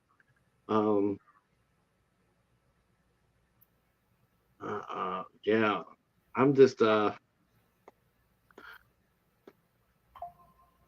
Mark D. Mark D. Valenti. I don't know who that is. I'm not sure who that is either. No, but I do know that. I do know that Bailey Harrington's been back. Thought she posted a new picture on her social media. So I reached out to her a while ago, but I hadn't seen her act or post anything recently, so I didn't know if she was still working or not. So, yeah. I'm just still tripping out on the box office, though. I'm still tripping out how, watching all these movies come out, and some are doing really well. Man, animated movies this year have just been off the chain. Man, Like if it's animated, like Inside Out 2, and then that movie If, and yeah. Well, If didn't do that well. If did not do that well. I think there's too many people that If and Imaginary were too much one and the same. Doing a movie with basically the same premise, you're gonna split your audience there pretty much. So I don't think either one of them did very good. I don't think either one did very well. I think Imaginary was like $100 million, which I can understand that. I don't know why studios try to put that shit out there. One, what they try to do is they sit there and say how much money it costs for them to market their movie. I just want to know, how is it more expensive to market a movie than today? How hard is that? How hard is it to market a movie? I truly like to know what are they talking about? I mean, are you talking about where you post it? Where are you promoting it at? Linear TV? Who does that anymore? I mean, linear TV is now a market of old people. all the young hot audience that people want for their movies, they're not watching linear TV. Older people are. People at my age are. And if you're advertising a horror movie or a fantasy movie on linear TV, I don't know why you. I don't know what would you be paying for. It should be like social medias and YouTube and like stuff like that, all socials and online. And I mean, they're trying to sit there. They're trying to sit there and say that it costs $100 million for Fly Me to the Moon, and I'm like, why? Why? Well, they had to spend like $20 or $30 million on marketing. Well, you know what I call that? I call that embezzlement, because somebody got rich off of somebody else's ass. Because there's no way in hell that you need to spend $30 million on a movie like that. There's just no way. I tell you, when I see these studios come out with their money, their production money, man, all I see is just inflation. It's all inflated. It's all fucking inflated. I think it's just, honest to God, I think they inflate these numbers to only one people, the people in the movie. Yeah. I mean, if these actors went ahead and said, here's what I want, and here's what I want, and here's what my contract, and inside my contract, I would sit there and say, I want an itemized list of everything that costs in this movie. I think these stars are entitled to it. Because they get money. That's how they make their money.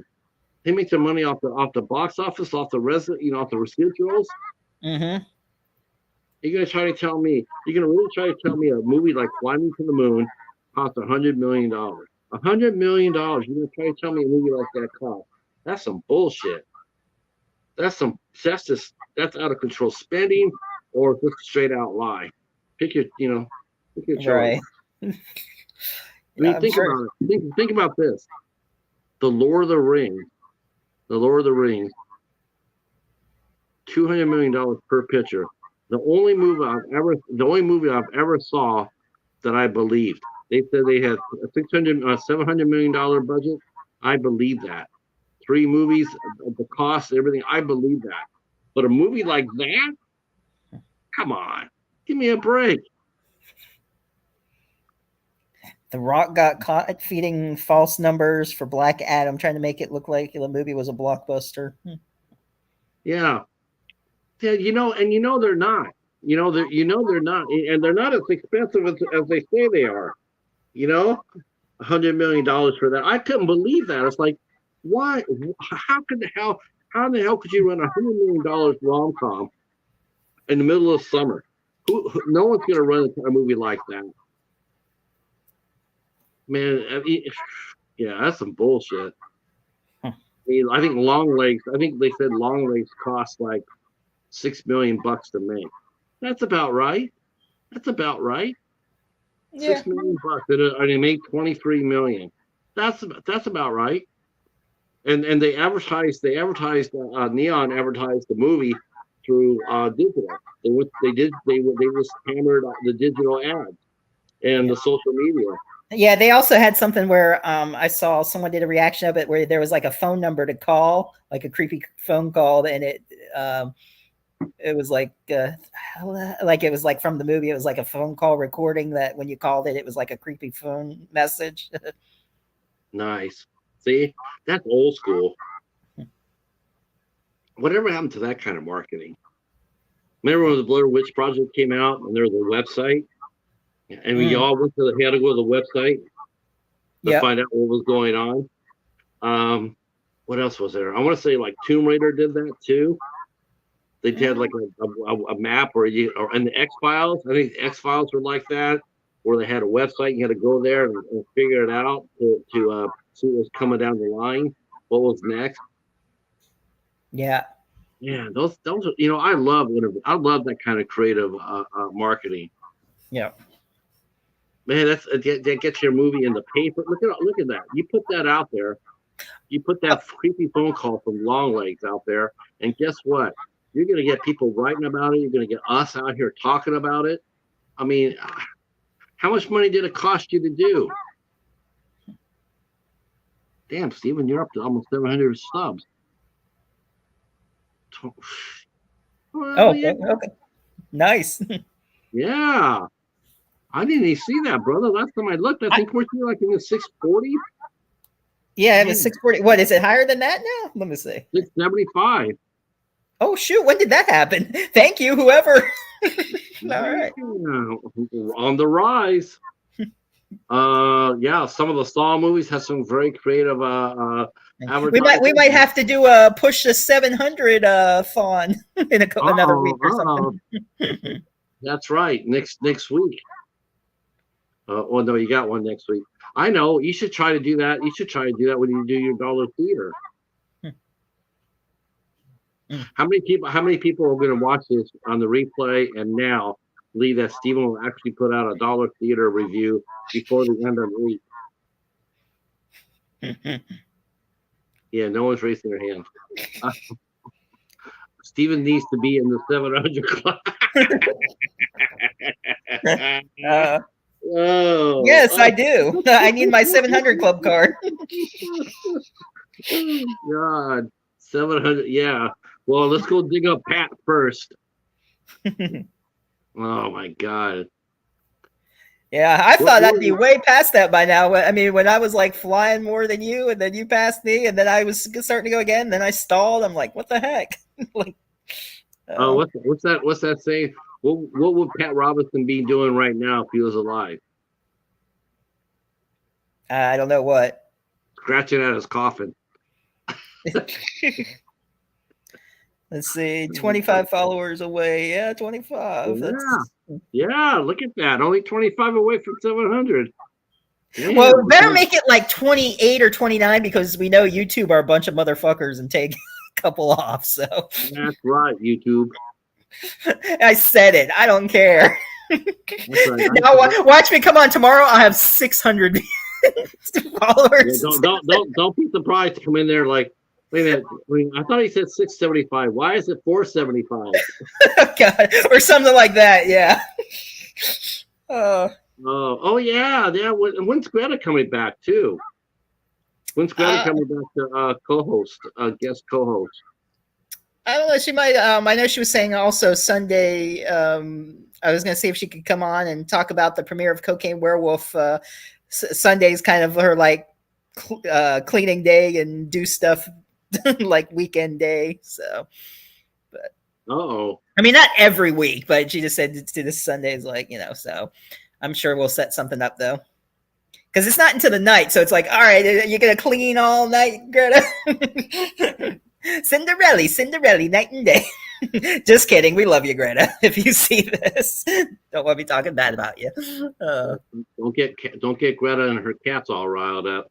Oh yeah, talk about Catnados. Mm-hmm. Who made Catnado? Farmer. Donald Farmer. Mm-hmm.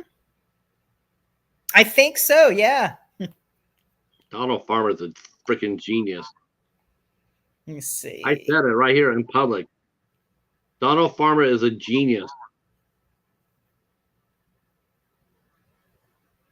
I still gotta watch Shark Exorcist too. It's on Fossum. I have to check this Fossum out. You keep telling me I have to do that. Fossum. I keep on thinking Fossum Possum. Awesome Possum. And it's spelled like awesome too, but it's F-A-W-E-S-O-M-E. Yeah. Awesome. Possum. Let's see, Catnado. I believe it's Donald Farmer because he was saying stuff that he had coming out in the following months. So. Man, there gotta be a lot of cats. There just can't be like 2 or 3 cats. I want to see if it's gonna be a Catnado, it's gonna be full. Donald Farmer is the director. Okay. I guess it might be an anthology. It looks like there's different directors. Aileen Huntington, Brett Kelly. No, I'm just kidding. Blair Kelly. James M. Myers, Melvin Pittman, Tim Ritter, Jerry Williams. Okay, so I guess maybe it's like a bunch of different segments, I guess. I don't know. Because it has listed a bunch of directors. Curtis Elaine Huntington was in one of them? Yeah. Mm-hmm. Oh, okay.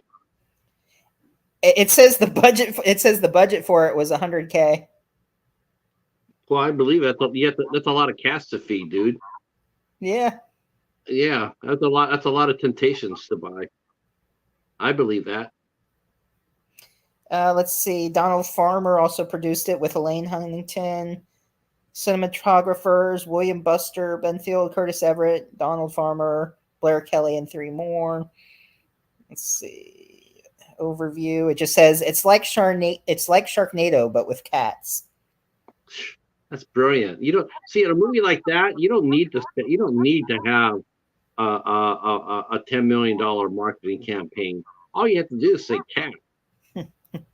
Catnado. Put the poster up there. People will swamp for that because they have cats in it. Like that Debbie Rochon and Brooke Lewis bells. Brooke Lewis, she charges. Yeah. Right now, I don't really, unless I ever get like Patreon or like something like that, or I wouldn't really pay for anyone at this moment. But and I won't pay for anybody. Yeah. No interest in that. It depends who it is if I was willing to pay, but nah, I don't think so. Not right now. Yeah. Yeah. I mean, I'd be interested in someone actually showed up and brought, a couple of hundred heads, then I'd probably be all right. That would be Jessica's in charge though, Steven. She isn't in charge. She just asked that people make a donation. It's still charging for us, but she's not making the money. So I have no problem, Jessica, doing that. And I think it was just 25, which there's people who charge more for an autograph than that. So I mean, it's whatever. No, I think it's very noble. I think she was having me. She told me she wanted me to donate toward the music department of Murray State University. And that's what she wanted me to do, and it's like, or Moorhead State, one of those two, and it's just something I couldn't do. Yeah, but that's not too bad. I mean, for her, I think. I mean, to do that, I think it's worth it. But just right now, I can't. But oh my God, she's so busy. She's so busy, and she's still dancing too. Actually, I think she said she was dancing tonight. Actually, she made a post saying she was going to be at her place. Yeah. See, I'm just a little surprised at that still, because I'm thinking to myself that every movie that she does, well, she's someone who's actually gotten her projects. They've all gotten a little bit stronger each time, and not only that, but she started to bring a lot of pull to her roles. When people see her name, I think people are more interested in that because they know her name. I mean, we're seeing a true star making. Someone being made a star through grassroots. I do believe Jessica Fletcher will be a star. And yeah, she's actually, I mean, a good actress. I don't know if you've seen a clip of her in, I think it's called Inner Beauty or something like that, a short that she did. And she's like talking about how this guy treats her, like she's got no makeup. It's like just average beauty, which I mean, she doesn't even really, I mean, even without makeup, like when she's made up, that's like, she's shown pictures of how she just is daily without being all made up. And she still looks good in my opinion. It doesn't matter to me, but like the guy in the show is like looking down on her and like saying how she doesn't look like, she's not that pretty. She's not made up. And there's like this whole dramatic scene in between her, like saying, oh, that's why you like, I mean, it was really a good performance. I was impressed. Yeah, I am too. I think Jessica, I think she has a lot of skills. I think Morgan has a lot of skills as well. Angel Bradford. Mm-hmm. I mean, I think they all have skills. What I love about a lot of these up and coming screen queens is that they're multi-talented. I mean, they can do so many things. I mean, and they're assertive. Good Lord, they're assertive. I mean, they're going out there going like, I don't want to be just labeled here. I'm a screen queen. I'm happy I'm here, but I'm not going to stay here. Mm-hmm. I mean, you look at people like Angel Bradford. I mean, that girl's got a skill set. I mean, she's a good actress, but hell, she could go and make it. She could do special effects as well. Oh, and Jessica does makeup too for people on sets too. So yeah, you have that. Morgan's doing that. and she's also directing. I mean, I thought Martian Girl was very well made. It was very entertaining. And it wasn't just I'm going to direct something because it's a cute little thing. It's a cute little gimmick. No, you can go out there and watch these girls, and they are making some really quality horror films. Yeah. I'm sort of almost it's almost to the point now where I'm looking at to see who's directing the movie, and if it isn't a girl, I'm not so sure I'm going to be all into it. I love seeing horror through women's eyes because they do look at it through our through different. They look at the same thing through different set of eyes. Um, of course, when Morgan said that she's going to Martian Girl Massacre to a feature film, I'm going like, all right, since this is going to be since you're writing it and since you're directing it, can you at least for Christ's sake survive it? Like, no, you got to be the final girl. We want to see you be the final girl. Yeah.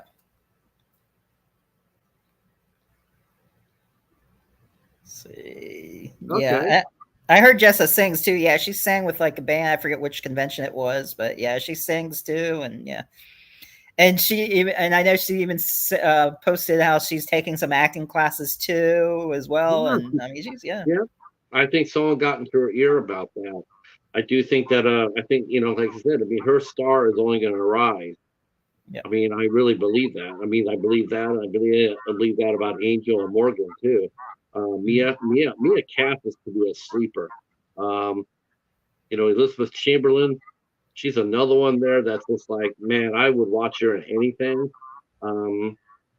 She's of course the girl that you and I both like, and we both wish that things. I wish things could be a lot better for her, and that's Jessica Cameron. And she does makeup too. She does makeup. She's a fine actress. Personally, Jessica Cameron, man, if she got into publicity, she would absolutely own that. She could talk. She could talk an Eskimo into buying an ice cream cone in the Atlantic, in the Antarctic. She's that good, and she's such a she's such she's such a great speaker too. Yeah. Um. So I mean, yeah. I mean, women power right now, man. Pretty impressive. I'm digging it.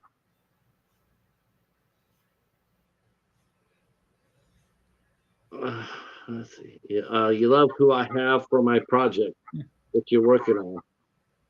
Well, whatever. When you feel comfortable with putting out a press release. Yep. Just Yeah, let us know. one thing too about people who are doing it's always good to I think people have gotten away from this too as far as filmmakers go, and that is whatever you do a film, one of the things you should do is when you do interviews like this with us, you should get email from us. You should get our email, and then once a month or once every other month, write a newsletter. Just let people know this is what I'm doing. This is what's going on for us. And let us know about it. I'll tell you who someone's really good at that is Bill Leone, the Scared to Death, who I'm watching right now. He's really good at that. He always lets me know what's he's doing, and so I appreciate that. I do. It lets me know. It tells me to keep, remind me because people like us, we see hundreds of people every month. Dozens to 100 people. We always, we got all these names being bandied around, and sometimes we forget. But if you're a director and you're sitting there going, this is what's going on at Parks Productions, and you send out an email to us, it helps out. It helps out a lot. Yeah. So yeah, Steven said he has a part for me. That's all right. That's cool. Let me know. Yeah, yeah. If you want the cheetah in it, that'll be $100,000. Made a character called DJ Cheetah just for you. Yeah, DJ Cheetah. Cheetah. Oh my gosh, people! I wonder how many people actually do. I never thought about that. Doing that for Paladin to make him I probably should have put him out there a little bit more. But I don't want to be one of those people that exploits their animals for profit. I'm not really about that. Uh, uh, but I have to say though that the cheetah is. So you're saying Paladin doesn't have a cat app instead of Cash App? He's got a cat app. He is definitely worth $100,000. That's for sure.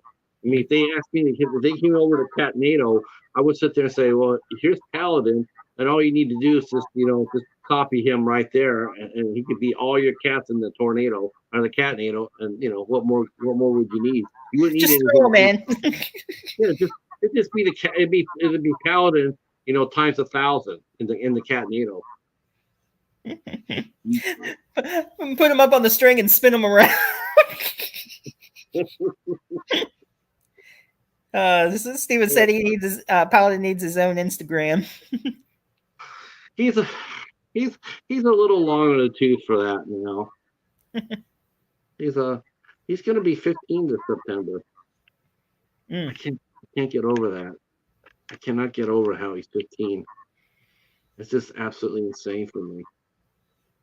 I hate it.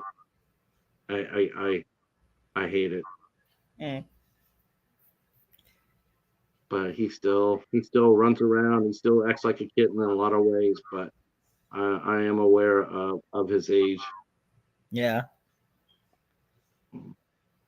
So your mom's going to be coming down though. Is she going to be able to come down after all, or this thing with Greyhound going to stop her from coming to see you?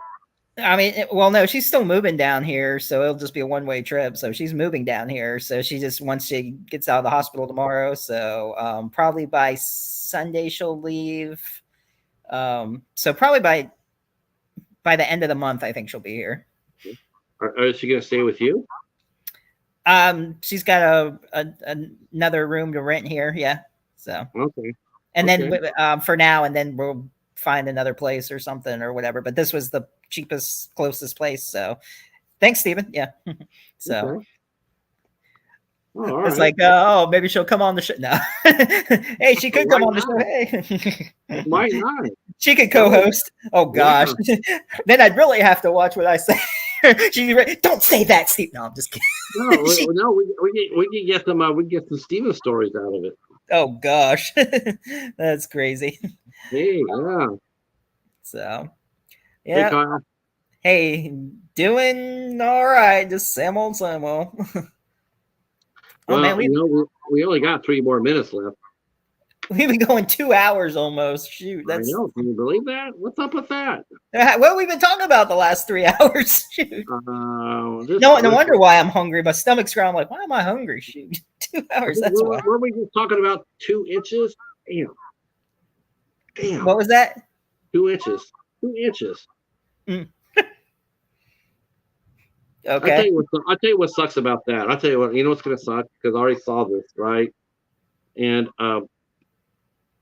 the would-be hero was wearing a shirt from this place called Demolition Ranch, and I felt really bad about that because the guy who founded that, he had 2 channels at one time, and he has a vet service, and he made this one channel called Vet Ranch. And he went around and he had a regular vet office, and then they went around and helped all these different animals, and it was very, very popular, very popular. And he used that money from that channel to start this other channel called Demolition Ranch, and that did a little bit more outdoorsy stuff. Well, both channels became so popular that he pretty much was able to quit the veterinary. And I'm not sure. I don't think he quit so much as he probably, other people run it for him, and then he did the Demolition Ranch. But I feel really bad because people are probably going to crucify him because of the guy was wearing one of their shirts, and it is a right-wing channel. It is. and but he's not far right. He's more moderate, and, that I remember. But he's a good guy, and his family, good family, and he helped out a lot of animals. I mean, if you type in Vet Ranch and go to the YouTube channel, oh my gosh, they did amazing things. They were miracle workers. And I just hope that people just don't jump on this guy because it wasn't his fault, because you can't control who you sell your shit to, right? If I sell a shirt, if I sell a shirt of a cat and I send it to somebody, whoops, where'd he go?